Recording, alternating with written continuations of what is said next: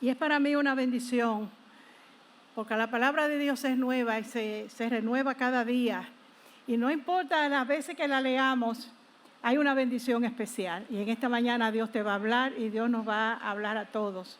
Abre tu corazón y yo declaro que esta palabra es la palabra de Dios, que es buena, santa y perfecta.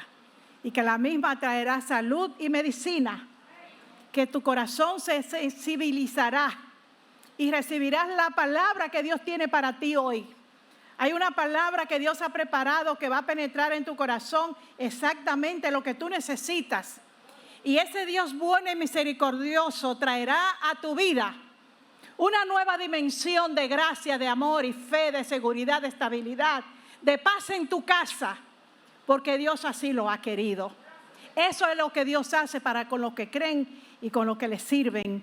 Amén. ¿Me dicen amén? Amén. Lo creemos, entonces estamos de acuerdo. Sea bendito el Señor. Amados, ya hemos oído que este tiempo de pandemia, que este tiempo de prueba, que ahora, que ya lo sabemos. Pero si hay una cosa que Dios estuvo obrando, Señor, en medio de ese tiempo, lo vimos ayer en los informes, en cada uno de nosotros. Pero si hay una cosa que siempre ha estado y estará en el corazón de Dios, es que nosotros pensemos más en Jesús, su Hijo, el amado, el lindo del cielo, el amado del cielo, el rubio de Galilea. Sea bendito el Señor. Es decir, que esa es la voluntad de Dios, y cuando eso sucede, nuestra vida se enriquece, se fortalece, porque llega un momento en que ya no nos ven a nosotros. Me decía una pareja que cuando entré ahí ahora con estos barbijos, con estas cosas, a mí me da trabajo como reconocerlo, porque ¿qué se puede hacer? No, me da trabajo y a algunos le tengo que decir para poderlo reconocer. Y entonces había ahí donde está ustedes sentados, había una pareja ahí, y entonces jóvenes hermosos, y él me dice, mire, dice mi esposa, ella la ama mucho, me dice el esposo, ella la ama mucho, y ella dice que cuando ella sea mayor se quiere parecer a usted. Y yo le dije, me honra eso, pero es el amor de Jesús en su corazón que la hace ver, que hace que me vea a mí así, ¿verdad? Y entonces quiera, qué bueno, porque eso es lo que hace el amor de Dios, que cambia nuestro corazón. Eso es lo que hace Jesús. Y desde el principio de la palabra, de la escritura, de tapa a tapa, nosotros encontramos la imagen, la figura, la obra, la acción, la voluntad de Dios representada a través de su Hijo Jesucristo. Me dirá, bueno, pero en el Antiguo Testamento no aparece la palabra Jesús ni Jesucristo. Es verdad. Pero el propósito en Dios estaba. Y comenzó a verse descrito de una manera excelentemente proyectada a través de un hombre, de una familia, de un pacto que Dios hizo para a partir de ahí realizar lo que se realizó el día que Jesucristo murió y resucitó. Se llama Abraham. Dios llamó a Abraham, dice que de Ur de los Caldeos, por allá arriba, Irán, por allá. Y le dijo, sal, deja tu familia y ve, yo te voy a llevar a una tierra para que seas una gran nación.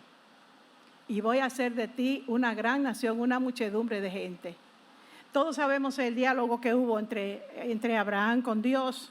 Dios tenía, como tiene hasta el día de hoy, una forma muy especial de comunicarse con cada uno de nosotros. Dios habla a cada uno de nosotros, no lo dudes. Eso hay que creerlo. Y hizo pacto con Abraham. Te voy a llevar a la tierra que fluye leche y miel y haré de ti una gran nación. Bueno, todos sabemos, pero ¿cómo va a ser? Porque yo lo que tengo, no tengo hijos, solamente tengo un criado que entonces es el que me va a heredar. Y él le dice, Yo soy tu galardón y tu estandarte, yo soy tu escudo. Yo soy tu escudo. Y pasó el tiempo, todos sabemos, ¿saben la historia de Abraham? ¿Verdad? Porque si no yo comienzo a contársela como una escuela dominicana aquí. Ojalá me digan, sí, para yo saber, porque ahora con eso barbijo como que no se ve. El asunto es que cuando llegó el momento cumbre en la vida de Abraham, cuando llegó el clímax, el inicio del clímax de ese gran llamado de Dios a Abraham, no fue cuando dejó su casa y su familia y su papá y su tierra, que cuando él salió, dice la palabra de Dios que era muy rico. Así mismo dice, muy rico. Pero él dejó todo aquello, se fue con su esposa, un sobrino, bueno, y con lo que salió, pero dejó todo aquello atrás. Hay veces que hay que dejarlo todo como prueba de que amas a Dios y quieres servirlo, pero después recibirás, porque el Señor ni es egoísta y cumple lo que Él promete. Y cuando llegó el momento cumbre, esa madrugada no había amanecido. Me imagino que el día anterior, Abraham le dice a 3 criados que saldrían de madrugada. Por lo tanto, se prepararon asnos, no dice si 3 o 2, no sé, con lo que iban a consumir, quién sabe, las carpas donde iban a dormir. Y caminaron 3 días. Abraham iba callado, no hablaba. Su hijo lo levantó de madrugada, levántate, vamos a ofrecer sacrificio. Estaba acostumbrado a eso. Su hijo se levanta y lo acompaña, pero Abraham va callado porque en su corazón estaba el fuego de lo que él tenía que hacer, el pacto que había hecho con Dios, que era ofrecer a su hijo. Ofrecer a su hijo. Caminaron 3 días.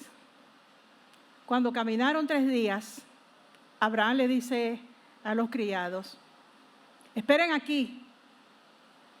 Pues yo voy a subir con mi hijo a ofrecer el sacrificio y volveremos. Note esa palabra, y volveremos.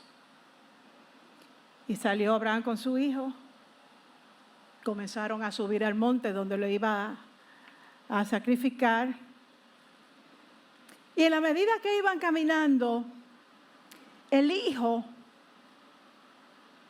le habla al papá, padre, sé que vamos a ofrecer un sacrificio, pero aquí está la leña, el fuego, porque el criado le entregó a Abraham una antorcha con fuego. Abraham se había puesto la daga, el cuchillo con que se sacrificaba el animal. Pero ¿dónde está el cordero?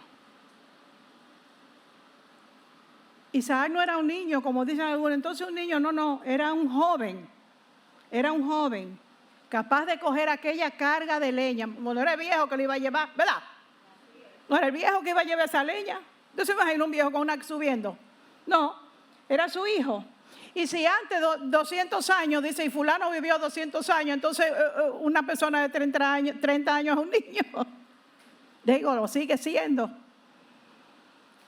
Y cuando Isaac, que así se llamaba su hijo, le pregunta eso, Abraham le dice, Dios se proveerá del sacrificio. Dios va a aportar, Dios va a poner, Dios va a dar, Dios va a entregar, Dios va a resolver. El Señor quiere que tú entiendas y creas que Él resuelve, que Él te resuelve. Que si Él hizo una promesa para ti, Él te va a responder, Él te va a resolver. Dios es un Dios de respuesta, de solución y de acción, créelo. Que cuando tú decidas creer eso, aún tú veas a tu alrededor muchos problemas, pero creas que Él lo hace, entonces su mano se mueve y se provee de lo que tú necesitas. Sí, ese es el Dios que conocemos. Ese es el Dios que conocemos. Por lo tanto, Se prepara el altar, se pone la leña y coge a Abraham a su hijo. Me imagino que le daría trabajo subirlo a ese lugar. Isaac cargó la leña, a lo mejor ayudó al viejo, al papá, porque lo tuvo viejo. Ustedes lo saben que lo tuvo ya bien mayor. Y la esposa también. Preparan el altar para el sacrificio. ¿Y a quién pone ahí? A su hijo. El muchacho, y el sacrificio me imagino que había que atarlo, se supone, no sabemos, no sé, la Biblia no dice, pero lo suponemos. Pero es tan obediente Isaac que sabe lo que su papá está haciendo y se somete a ese sacrificio dispuesto. Ya sabía lo que venía para él, pero no hubo objeción, no hubo defensa, no se defendió, no empujó, no se quejó, no dijo no dijo nada. Callado se dispuso a eso. Pero ya nosotros sabemos qué fue lo que sucedió. Que en el momento en que Abraham saca el cuchillo de sacrificio, levanta el brazo. Y cuando va a levantar el brazo para tomar fuerza y bajar la acción, entonces dice que un ángel del Señor dice, párate. No, párate. No lo hagas. No lo hagas porque eso le bastó a Dios. La acción que hizo. En su corazón ya lo había sacrificado. De hecho, más adelante la Biblia lo dice que Abraham en su corazón ya lo había sacrificado. Pero a Dios le bastó saber que ese hombre con lo que él había pactado era tan serio como él. Y estaba cumpliendo lo que Dios le pidió y lo que Abraham dijo sí cuando hicieron ese pacto. Entonces, cuando él se voltea así, encuentra un cabro, una oveja, no sé cuál de ellos era un chivo, quién sabe, atascado por los cuernos en un arbusto. Y entonces Abraham toma ese carnero, ya dije 4 mamíferos de esos, uno de ellos fue, y lo pone en el altar y felizmente lo sacrifica. ¿Y qué sucede? Entonces los dos descienden ahí del monte y ahí se reúnen con sus siervos. Abraham estuvo dispuesto hasta realizar, hasta consumar ese sumo sacrificio que Dios le pidió. Sin objeciones emocionales o psicológicas, no pensar nada de eso respecto al sacrificio, de un sacrificio humano. Un sacrificio humano, ¿cómo es eso? Un sacrificio. Y precisamente su hijo, el hijo de la promesa, el hijo del pacto. Porque es cierto que él tenía otro hijo, todos lo saben, ¿verdad? Él tuvo otro hijo con una esclava de su esposa, que la esposa, como somos nosotras, ¿verdad? Que siempre queremos cómo resolver. Nosotras las mujeres queremos cómo resolver y a veces como que resolvemos más que la cosa se en broma. Dios quiere que tú seas mansa. Dios quiere que tú seas obediente. Dios quiere que tú seas un instrumento de paz y no de discordia en tu casa, mujer. Dios quiere ayudarte en todo, pero déjate guiar por Dios. Porque tú tienes muchos planes, pero los de Dios son mejor. Déjame decirte. Por experiencia lo digo. Entonces, a ver que el viejo se está poniendo viejo, ella también. Entonces, bueno, comenzó a resolver, dijo, bueno, pues hay ahí mi criada, joven, y tengo un hijo con ella. Y entonces esa joven egipcia que se llamaba, que se llamaba Agar, tuvo ese hijo llamado Ismael. Entonces, Ismael está ahí. Todos esos árabes que se ven ahí, ese es el fantasma de Agar que está ahí. Que son miles y miles, como Dios, el ángel le dijo a ella cuando ella estaba llorando en el desierto. Están ahí. Pero la promesa fue con Isaac, con Abraham y con Isaac. De ahí fue que partió. Y entonces, ¿Qué simbología de Jesús? Bueno, estamos hablando hace rato de Abraham y estamos hablando de Isaac y luego también lo que sucedió en el entorno familiar. ¿Qué fue lo que sucedió? Bueno, es que Isaac era hijo único, por así decirlo, porque era el hijo del pacto, el hijo de la promesa, el hijo de la casa. Dormía bajo el techo de Abraham, era cuidado, su papá lo arropaba todas las noches, lo cuidaba, tenía esperanza en ese hijo, iba a heredar toda aquella riqueza que tenía su padre, era hijo único. Isaac fue el que llevó y cargó la leña. No había un sacrificio, él llegó a entender que él era el sacrificio, que él era. Y todo eso que estaba pasando ahí de una manera tan terrible, tan tremenda, aquella mañana, aquella madrugada, había una simbología tremenda con aquello que había de venir, porque precisamente en ese monte que se llama Moriah, donde subió Abraham a sacrificar a Isaac, del otro lado del monte está el monte Gólgota, donde Jesús subió, no cargando leña, pero sí cargando una cruz, mucho más pesada. Y cargó aquella cruz y subió al monte Gólgota. Y tampoco había un sacrificio, porque el sacrificio era Él. Y ahí fue inmolado como un sacrificio. ¡Qué maravilla! Eso vale un aplauso, ¿verdad? Sí. Sí. De eso se trata. Parece triste y serio el plan de Dios, pero el final es maravilloso, vale la pena. Y este es el final de esa historia. El profeta Isaías, 600, 700 años antes de Jesús, en una situación muy difícil como la que había en esa tierra de Israel, porque había muerto un rey que era querido y que había hecho muchas cosas bien hechas, no todas. E Isaías se sintió turbado. Y cuando murió ese rey que se llamó Usías, pensaba lo mejor porque tenía el don, la revelación de ver lo que habría de venir a esa nación. Ya él estaba profetizando. Y dijo, en el año en que murió el rey Usías, en medio de la turbación que había, vi yo al Señor. Vi yo al Señor. ¿Y cómo lo vio? Él es alto y sublime y sus faldas llenan el templo. Dios se va a mostrar a nosotros y a tu vida en el momento de la tribulación más grande. En el momento de la turbación más difícil. Dios te va a hablar y se va a revelar a tu vida. Y así como le habló a Isaías, también nos hablará a nosotros. Porque Dios es un Dios de pactos y un Dios de misericordias. Y luego en Isaías 53, él acostumbraba a dar sus profecías a voz alta. El Espíritu, cuando él recibía la palabra profética, le decía, clama a voz en cuello. ¿Qué es lo que es clamar a voz en cuello?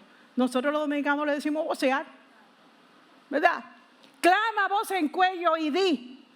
Y entonces en Isaías 53, ahí hace Isaías un póster, un retrato hablado de aquello que había de venir, no en el tiempo de Isaías, porque luego dice el apóstol Pedro que los profetas profetizaban acerca de ese Salvador, pero que no sabían en qué tiempo era que iba a venir. Ellos sencillamente decían lo que el Espíritu Santo les decía, pero que ellos no vieron lo que ellos profetizaban, porque no era para ellos. Para ellos estaba la voz profética. Es decir, que Jesucristo no vino en el tiempo de Isaías, pero Isaías hizo este retrato hablado de Jesús en el capítulo 53 y comienza diciendo, ¿quién ha creído a nuestro anuncio? ¿Y sobre quién se ha manifestado el brazo de Jehová? Subirá cual renuevo delante de él y como raíz de tierra seca. No hay parecer en él ni hermosura. Era un hombre común. Le veremos más inatractivo para que le deseemos. Despreciado y desechado entre los hombres. Varón de dolores y experimentado en quebranto. Y como que escondimos de él el rostro, fue menospreciado y no lo estimamos. Es decir, era un hombre que desde que comenzó su tiempo de ministerio, no recibió mucho la aprobación de nadie, ni querían creer en él. Y sigue diciendo y narrando Isaías esto. Ciertamente, cuando se dice ciertamente, se está confirmando, de verdad les digo, como decía Jesús. Ciertamente llevó él nuestras enfermedades y sufrió nuestros dolores. Y nosotros le tuvimos por azotado, por herido de Dios y abatido. Mas él herido fue por nuestras rebeliones, molido por nuestros pecados. El castigo de nuestra paz fue sobre él y por su llaga fuimos nosotros curados. Todos nosotros nos descarriamos como ovejas.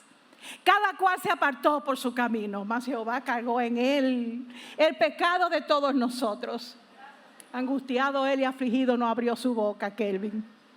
Como cordero fue llevado al matadero. Y como oveja delante de sus trasquiladores se enmudeció y no abrió su boca. Por cárcel y por juicio fue quitado, y su generación, ¿quién la contará? Porque fue cortado de la tierra de los vivientes, y por la rebelión de mi pueblo fue herido. Y se dispuso con los impíos sus sepulturas, mas con los ricos fue en su muerte, aunque nunca hizo maldad, ni hubo engaño en su boca. Con todo eso, Jehová quiso quebrantarlo. Wow. Sujetándolo a padecimiento. Padeció, no era fácil. Esos 2 días de dolor, de azote, de cárcel, de burla, de llevar el pecado de todos nosotros, no fue fácil. Pero dice que el Padre lo sujetó a padecimiento. No fue fácil, eso tuvo un precio. El sacrificio de Jesús tuvo un precio grande. Pero así fue la voluntad del Padre. Cuando haya puesto su vida en expiación por el pecado, verá linaje. Vivirá por largos días y la voluntad de Jehová será en su mano prosperada. Verá el fruto de la aflicción de su alma y quedará satisfecho. Por su conocimiento justificará mi siervo justo a muchos y llevará las iniquidades de ellos. Por tanto, yo le daré parte con los grandes y con los fuertes repartirá despojos. Por cuanto derramó su vida hasta la muerte y fue contado con los pecadores, habiendo él llevado el pecado tuyo y el pecado mío, el pecado de muchos, y orado por los transgresores. Eso fue lo que Isaías describió. ¿Es un cuadro bonito? No. Es un cuadro de dolor. Es un cuadro de una persona que más adelante él dice que fue tanto los golpes y el sufrimiento que perdió la forma humana, que no se reconocía quién era. No es un cuadro bonito, pero el Padre quiso quebrantarlo. Pero aún más luego se le puso aquella cruz para que subiera a ese monte que no era fácil. Cierto que le buscaron a alguien para que lo ayudara, que por cierto, a esa persona que se llamaba Simón, de un pueblo que se llamaba Cirene. Luego, los hijos de Simón, lo menciona el libro de los Hechos, no sé cuál de ellos dice, los hijos de Simón, de Cirene, aparecen, fueron salvos, la familia entera. Eso es lo que Dios quiere. Dios paga, Dios paga. El Señor paga, recompensa y retribuye. El trabajo que ustedes están haciendo, esa parejita tan linda, que yo lo veo trabajando en la proyección cuando estoy allá, Dios paga. El Señor retribuye, el Señor recompensa. Quiere decir que vino Jesús, pues, se manifestó a los hombres 700 y pico de años después de Isaías haber hecho aquel retrato tan tremendo de Jesús. Aparece Jesús lleno de gracia y de hermosura, el camino, la verdad y la vida, el lindo del cielo, el amado del cielo, el rubio de Galilea pasando va. Oh, el agua que quita la sed, la puerta que lleva a la salvación, la resurrección y la vida, la esperanza de vida eterna. Aquel varón de dolores y experimentado en quebranto es el Rey de Reyes y el Señor de Señores. Es el todopoderoso Dios, el que era, el que es y el que ha de venir. Y entonces más adelante el apóstol Pablo, que no lo conoció físicamente como Juan, el apóstol que escribió, que dice, lo que hemos visto con nuestras manos en unos evangelios. El evangelio de Juan comienza diciendo, en el principio era el verbo y el verbo era con Dios. Está hablando de Jesucristo, pero en una de sus cartas él dice, lo que hemos visto con nuestros ojos, lo que hemos palpado con nuestras manos, lo que hemos oído y conocido, es lo que le predicamos para que crean lo que nosotros le estamos diciendo, para que tengan vida, porque para eso fue que vino. Pero Pablo no lo conoció físicamente como Juan, como Jacobo, como Pedro, como todos los discípulos, luego los apóstoles, lo conocieron y estuvieron con él, y las mujeres que le servían. Pero Pablo no, después que vino el Espíritu Santo, que ya la iglesia se formó, inmediatamente se formó la iglesia el día de Pentecostés, que fueron todos llenos del Espíritu Santo. Había mucho poder, mucha unción, mucho fuego. Ese mundo espiritual se llenó de gloria, se llenó de poder, llenó a los apóstoles de autoridad, de unción, de tal manera que hasta la sombra de Pedro curaba. Pedro pasaba por un sitio y cuando iba a pasar de camino al templo, donde fuera, ponían los enfermos a lo largo para que siquiera cuando Pedro pasara, la sombra sanara. Y enviaban los delantales y los pañuelos de ellos para otro sitio, para que el enfermo tocara eso. Y ese día que iban entrando al templo, y a la hora de la oración, Pedro, y no recuerdo, Juan era que iba, había un paralítico puesto ahí, no tengo oro ni plata, pero lo que tengo te doy. En el nombre de Jesucristo de Nazaret, levántate y anda y camina. Ese era el poder, la unción del Espíritu Santo, pero inmediatamente ese mundo espiritual, ese cielo, como cantaban las adoradoras, que se abra el cielo se abrió y descendió el Espíritu Santo. ¡Pum!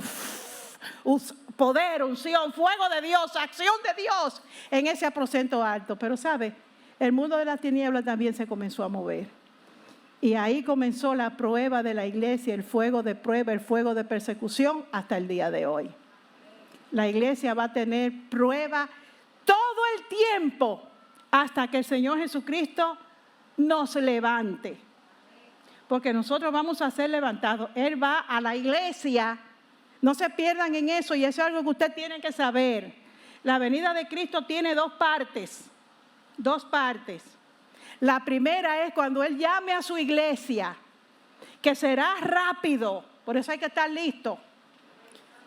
Dice que será como en un abrir y cerrar de ojos, es decir, que un abrir y cerrar de ojos no es de qué. Nosotros, es un pestañear. Y dice que con voz de ángel y con voz de arcángel y con trompeta de Dios le va a decir a la iglesia, sube acá. Y en un momento, desapareceremos. Nos iremos. Y este espléndido edificio, ya arreglo, pastor, a quién se le va a quedar, pero nos vamos. ¿Cuántos se van en ese día? ¿Cuántos se van en esa madrugada, en esa noche, en esa tarde, en ese momento? Todos nos iremos, porque ese es cuando el Señor viene a buscar a la iglesia. Y luego viene la segunda parte donde dice que todo ojo le verá, pero ya nosotros vamos a estar allá celebrando las bodas del Cordero. En el cielo, bodas del Cordero. En la tierra, ¿qué va a haber? Gran tribulación. Gran tribulación, que eso es otro tema que responde el pastor, hablar de los primeros 3 años y medio y los segundos 3 años y medio. Pero Pablo no conoció a Jesús sí vio el poder y la acción del Espíritu Santo en aquellos apóstoles y en esa iglesia que cada día, cada vez que predicaba uno de ellos, eran cientos y cientos que se convertían. Y Pablo, que se había criado entre los fariseos, es más, él era fariseo de fariseos, es decir, era maestro de la ley, legalista, hasta la médula, hasta el hígado. Y al ver aquel mover de Dios que estaba en contra completamente de las reglas judías, comenzó a perseguir a la iglesia. Y es más, le pedía carta a los ancianos superiores para él ir a otros pueblos a perseguir y azotar a la iglesia y sacarlo de donde se reunía. Porque entonces la iglesia se reunía medio calladito, ¿verdad? Cuando llegó el Espíritu Santo, no. Cuando llegó el Espíritu Santo, la iglesia explotó bajo la unción y el poder de Dios. Y los que estaban afuera, ellos estaban en un lugar alto. Los que estaban afuera oían aquel hablando ellos y cantando y alabando al Señor en lengua. Gente que habían ahí de diferentes lugares que eran judíos, que vinieron por cuanto había una celebración en ese tiempo que se llama la fiesta de Pentecostés. Había mucho poder, mucha unción. La iglesia comenzó con mucho poder.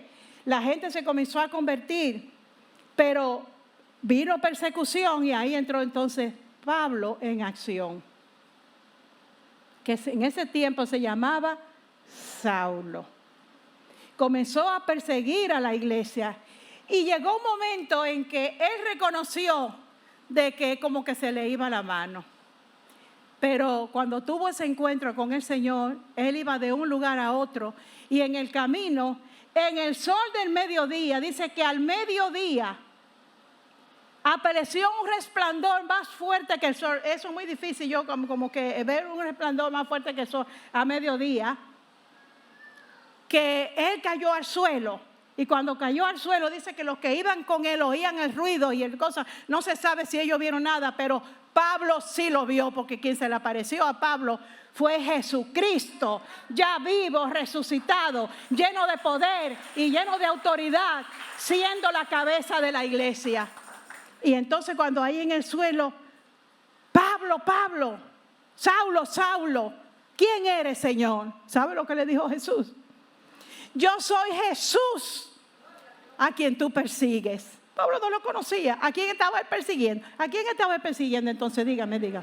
A la iglesia. A la iglesia. Entonces Jesús habló con Pablo. Ya como Jesucristo está ahora lleno de gloria, de poder y autoridad. Y Pablo lo vio. Cayó al suelo. Levántate, Saulo. Y ahora una persona te va a instruir. Y bueno, sabemos la historia del apóstol Pablo. Y entonces comenzó Pablo a predicarle a los gentiles, entre los cuales somos nosotros. Todo el que no es judío, ellos le dicen gentil. Entonces, entre los gentiles de Europa, de Asia, de África, de todos los continentes, estamos nosotros. Entonces, que aquí en la República Dominicana, dicen que somos 12 millones. Bueno, qué bueno que somos 12 millones. Pero, ¿de dónde tú eres? Yo soy de la Iglesia Universal. No de los brasileños. Yo soy de la iglesia. No, usted pertenece a un sitio. Cuando alguien le pregunte, yo soy cristiano, ¿a quién tú perteneces? Yo pertenezco a la Congregación Cristiana Puerta Abierta, en el Residencial Santo Domingo, y mi pastor es el pastor Jorge Duarte.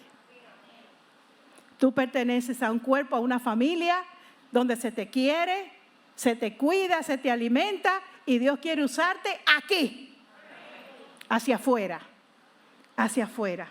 Entonces Pablo, lleno de esa unción, porque él recibió un poder especial para predicar a los gentiles, dice, porque Dios tuvo misericordia de mí, que habiendo sido yo un perseguidor de la iglesia, doy gracias al Señor porque me tuvo por fiel, poniéndome en el ministerio, porque se le apareció a fulano, y a lo último, como un abortivo, algo que nace fuera de tiempo, se me apareció a mí, dice el apóstol Pablo. Y lleno del poder del Espíritu Santo, le comienza a predicar a los gentiles. Y en el libro de Filipenses, capítulo 2, ellos me harán señas, pastor, cuando ellos me van a decir 5 días que yo quiero. Ellos no hicieron nada en el primero. Ellos le dijeron, sigo. Ok, ellos me dijeron que sí, pastor. Ellos me dijeron. Miren, es que yo estoy fuera de onda, fuera de tiempo. Yo tengo muchísimo tiempo trancada en una habitación. Yo nada más voy al supermercado. Ese asunto de ese manejo, yo no sé. Pero una cosa yo sé, que Dios está aquí. Y que la palabra de Dios es buena y eficaz para nosotros. Y que nosotros somos instrumentos santos en las manos de Dios. Alabado sea el Señor. Por lo tanto, en este capítulo 2 del libro de Filipenses, Pablo le está hablando a una iglesia local en la ciudad de Filipos. Y ahí había por eso yo referí a lo que es una iglesia local. Había muchísimos cristianos en ese tiempo dispersos porque vino la dispersión. Pero a esta iglesia en Filipos, Pablo le habla y dentro de lo que él escribe a los cristianos que están ahí, le comienza a hablar la primera parte de este capítulo de la importancia de la unidad en la iglesia. Pero luego, después que comienza a hablarle, presenta un segundo póster, por así decir, un segundo retrato hablado de quién es Jesucristo. Pero yo quisiera leer la primera parte donde Pablo le habla a la iglesia. Y como la palabra de Dios no es historia, la palabra de Dios es vida, acción y poder y está aplicada para hoy. Dios nos está hablando a nosotros hoy. Así que esta palabra es para nosotros.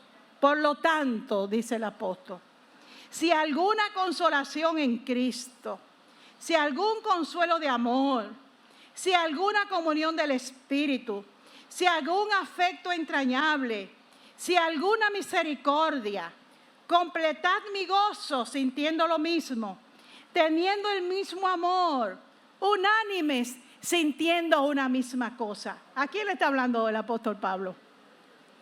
Dígame, hablen, ayúdenme, yo lo tengo que terminar, ¿eh? Así que estamos trabajando, que estamos. ¿Todavía me quieren? Pues entonces sigo, pastor. Ellos me dijeron que sí. Completad mi gozo, dice Pablo, sintiendo una misma cosa. Y luego dice algo que nos concierne a nosotros. A todos nos concierne. No seáis, como dice, póngamela en completad mi gozo, sintiendo lo mismo, teniendo el mismo amor unánime, sintiendo una misma cosa. Siga. Aquí viene. Nada hagáis por contienda o por vanagloria, antes bien con humildad. ¿Sabe? Uno de los pecados de la humanidad ahora es la vanagloria. En todas las esferas y en todos los estratos, la vanagloria.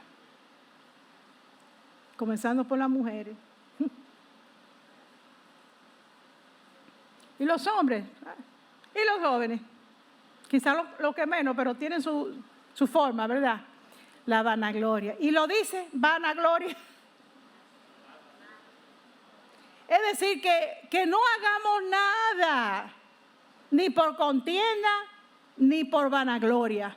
Antes bien, con humildad, estimando cada uno a los demás como superiores a él mismo. Qué consejo apostólico tan maravilloso que nos concierne a todos. No mirando cada uno por lo suyo propio, sino cada cual también por lo de los otros. Eso es importante. Haya pues en vosotros este sentir que hubo en Cristo Jesús. Fíjense, entonces aquí comienza la descripción de quién era Jesús. Comienza aquí la descripción. El cual, siendo en forma de Dios, no estimó ser igual a Dios como cosa que aferrarse, sino que se despojó a sí mismo tomando forma de siervo, hecho semejante a los hombres. Y estando en la condición de hombre, se humilló a sí mismo, haciéndose obediente hasta la muerte y muerte de cruz. ¿Se da cuenta cómo se parece? Aquel hijo de Abraham, que fue humilde, que fue sencillo, que fue callado, que llevó su cruz hasta lo último, que fue obediente hasta la muerte. ¿Era fácil para Jesucristo? No. Ese sacrificio, no, yo soy Dios, yo puedo hacerlo. Pues no. 100% Dios, 100% hombre. Lo que había ahí llevando esa cruz, con aquellos azotes y con aquella corona de espina, luego de esa corona de espina enorme, ponerle aquella cruz en una espalda que había sido azotada, con un guardia romano que eran expertos en tortura y en hacerse tratar a los presos, que cada vez que se caía, ¿sabe lo que le daban? Era azotes para que se parara. ¿Fue fácil? No. Pero Jesucristo sufrió, se hizo obediente hasta la muerte y muerte de cruz. Por aquí viene lo glorioso. Por lo cual, ante todo eso, Dios también lo exaltó hasta lo sumo y le dio un nombre que es sobre todo nombre. Ojalá tú lo digas conmigo, para que en el nombre de Jesús se doble toda rodilla de los que están en el cielo, en la tierra y debajo de la tierra, y toda lengua confiese que Jesucristo es el Señor, para gloria del Dios Padre. Alabado sea Dios. Ese es Jesucristo. Ese es el premio, ese es el galardón. Y Pablo aquí le está hablando a la iglesia porque dice, fíjese que para que en el nombre de Jesús se doble toda rodilla. Bueno, los que están en el cielo, amén. Los que están en la tierra, amén. Los que están debajo de la tierra, amén. Y toda lengua confiese que Jesucristo es el Señor. Toda lengua quiere decir en todos los idiomas. Y hay 300, qué sé yo, cuántos idiomas en el mundo. Entonces, toda lengua va a confesar, debe confesar que Jesucristo es el Señor, para gloria del Dios Padre, por cuanto derramó su vida hasta la muerte y fue contado con los pecadores. Dios entonces lo exaltó hasta lo sumo. Entonces la pregunta es, ¿y cómo toda lengua va a confesar que Jesucristo es el Señor? ¿Cómo esas rodillas que desconocen la historia de la salvación, cómo se van a doblar? ¿Le van a dar con un látigo? No. Para eso estamos nosotros, la iglesia, a lo que Jesucristo pagó un precio de sangre, que le costó la vida. Nosotros somos los que vamos a hacer esa obra que dice aquí, que toda lengua confiese que Jesucristo es el Señor. Yo creo que usted iba a aplaudir, porque nosotros debemos felicitarnos por ese privilegio, por esa responsabilidad y por ese derecho que tenemos nosotros y autoridad que viene de Dios de predicar este evangelio de salvación a todo el mundo. Tú eres la boca de Dios, tú eres las manos de Dios, tú eres los ojos de Dios, tú tienes la unción de Dios, tú tienes la palabra de Dios en tu corazón para que vayas donde quiera. Muchos están esperando que tú le digas que el Cristo que tú conoces te sanó, te salvó y te enseñó. Dios está esperando que la iglesia se mueva y llegue y haga esta obra en este tiempo. Oí un testimonio hace un tiempo a una iglesia que fui, porque fui con una persona que quería que fuera a la iglesia. No fue aquí en este país. Me interesaba porque quedaba cerca de su casa y fuimos. Y la persona que estaba dando la escuela dominical era una señora parapléjica, muy reducida ya, parapléjica o tenía, parapléjica vamos a decir, porque apenas podía mover el cuello, estaba completamente ya en una silla de ruedas con muchas deformidades. Y ella fue la que dio la clase, en la escuela dominical, excelente, brillante, maravillosa. Aquella forma, aquel puñado como de gente, estaba en su silla de ruedas, puesta delante de la audiencia, es decir, de la mitad de la iglesia para allá, todo el mundo esperando recibir la clase. Y mueven a esta señora de su lugar donde estaba, en esta silla de ruedas, y ella dice, bueno, vamos a tener la lección número 17, abran sus libros, y comienza ella a hablar. ¡Qué maravilla! ¡Cuánta vida! ¡Cuánta gracia! ¡Qué conocimiento de Dios y su plan! ¡Qué hermosura hablando de Jesús! Y dice, parte de su enseñanza y parte de su testimonio, porque tú estás llamado a ser un testimonio de la obra de Dios en tu vida. Tú tienes que decir, hay cosas que Dios está haciendo y va a hacer en tu vida, que con lo que tú le vas a decir a esa persona que esté esperando que tú le digas algo, el corazón de esa persona se va a abrir para recibir a Jesús. Contigo, contigo y contigo y conmigo. Y ella dice, yo cada día pensaba que mi vida se iba a acabar ese día. De hecho, yo le pedí al Señor que terminara con ella. Yo entiendo, yo sé. Me imagino cómo era, ¿verdad? Todos los días yo le pedí al Señor, bueno, que ya terminara mi vida. Porque pues, vivir para mí era duro suplicio. Y me sacaban ahí así todos los días en su casa. Me sacaban ahí al balcón, a veces me sacaban un poco más adelante para que yo viera las flores, pero qué flores iba yo a ver. Y pasaba todos los días por ahí una señora que vivía cerca de ahí. ¿Cómo está usted? ¿Cómo le va? Me saludaba. Yo le decía, bueno, aquí mi hija, esperando que Dios resuelva conmigo. Eso yo, casi cuando. Y un día la señora le dice, 3 palabras solamente: yo tengo a un Cristo que sana y que salva.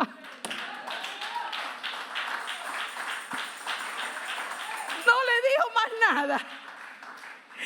Eso fue lo que le dijo: yo tengo a un Cristo. Eso es lo que tú puedes decir. No hay que decir en el principio, Dios quiero. No. Yo quiero orar por ti porque yo tengo a un Cristo que sana. Todo el mundo tiene ese, porque si no está enfermo de afuera, está enfermo de adentro. Porque sabrá Dios cómo está ese hogar donde vive esa persona. Y entonces ella le dijo, bueno, pues si usted quiere, pídale que me sane. Y ella le dice, yo le voy a pedir que la sane y que la salve. Y esa señora extendió su mano y me tocó. Y dice, no hice una oración larga, pero aquí estoy. Pero aquí estoy. Ella no dio detalles, su cuerpo parece que siguió igual. Pero dice ella, pero aquí estoy. ¿Y qué estaba ella? Enseñándole a una buena cantidad de gente la palabra de Dios. Contenta, maravillosa, afligida. No podía mover ni siquiera su cabeza. La silla de ruedas era de esas que tienen como un cojín. Pero ese Cristo que sana y que salva, ella lo conoció. Ella confesó a Jesucristo y toda lengua confesará que Jesucristo es el Señor, para gloria de Dios Padre, es decir, que es la iglesia. Por lo tanto, la iglesia tiene un gran llamado: ir por todo el mundo y predicarte el evangelio a toda criatura. El que creyere y fuere bautizado será salvo. Así que tenemos una encomienda. Ahora es maravilloso porque ahora el evangelio se está predicando de una manera diferente y la multiforme gracia de Dios está operando cada día en este mundo. Cada día está operando en este mundo. Entonces los cristianos, como Pablo habla aquí, por la unidad, que haya en vosotros el mismo sentir, no es para que tengamos unidad para combatir contra el pecado, contra el mundo y contra las tinieblas. Sí, porque el pecado está fuerte y las tinieblas del mundo está fuerte. La República Dominicana, con todo y que estamos gozosos y contentos, porque tenemos un gobierno que está haciendo un esfuerzo para hacerlo bien, pero hay muchos problemas serios y muchas cosas muy feas y muy sucias. Esa persona que se habla de nosotros y se ríen de nosotros y critican de nosotros y dicen, pero esa persona hay que orar por ella.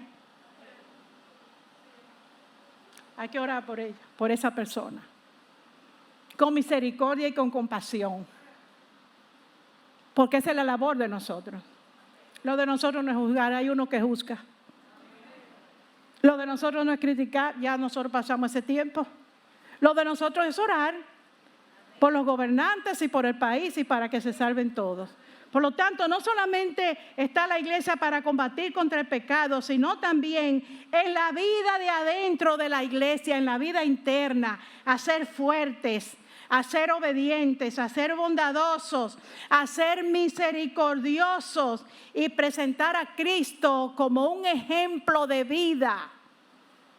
La iglesia tiene que edificarse. Mire, nada de lo que sucede aquí interno, esto es una familia. Esto es una familia. Cada iglesia local es una familia.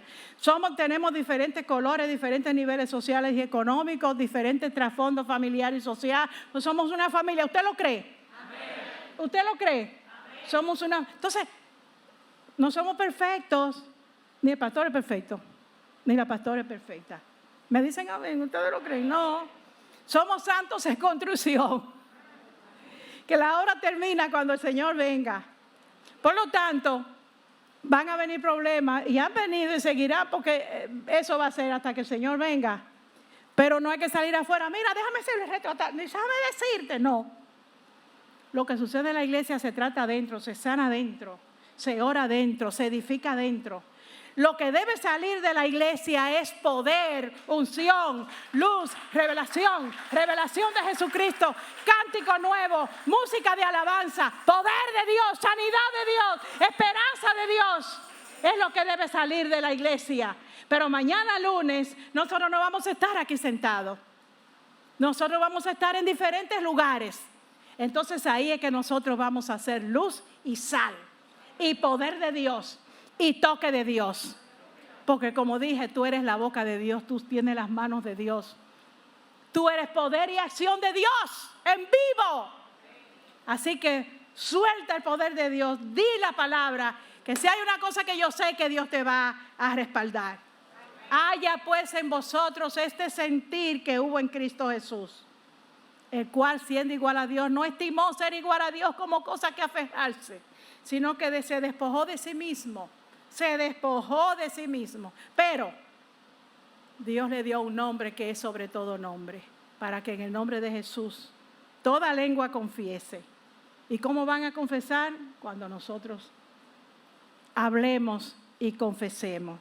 Ese es el llamado, esa es la tarea que nosotros tenemos por delante. Y ahí culmina la obra y la acción de redención. La obra en la iglesia no termina. La obra en la iglesia termina, ya yo dije cuando el Espíritu Santo nos levante. Pero mientras tanto, nosotros tenemos que seguir haciendo así. ¿Qué es lo que es haciendo así? Dando palabras de vida, dando palabras de esperanza, dando palabras. No se una. ¿Cómo están ustedes? Oiga, nunca diga que este país hay que cerrarlo. Mire, en el nombre de Jesús, yo sí oigo esa expresión. Por Dios. Este país está tan malo que hay que cerrar. ¿Usted sabe lo que es un país cerrado? Un país cerrado es un país que está destinado a ser destruido por sí mismo. Un país cerrado es un país que no tiene esperanza. Un país cerrado es lo contrario a lo que dice la Biblia, que está en ese escudo. No diga lo que el mundo que desconoce a Dios diga. Esto se está acabando, esto se está malo. Usted no se está entregando un cable, nada. Usted tiene adentro el poder de Dios, la unción de Dios, la unción del Espíritu Santo, que va a proveer para usted. Cambie esa manera de hablar. Abre palabras con vida, con esperanza, sazonadas con sal, con gracia. Perfume a los otros. Lleve luz a donde quiera que usted va, amado. Por lo tanto, haya en nosotros el sentir que hubo en Cristo Jesús. Y clama a voz en cuello si tiene que clamar como lo hacía Isaías. Pero hay una cosa que yo sé, que Él recibirá la gloria.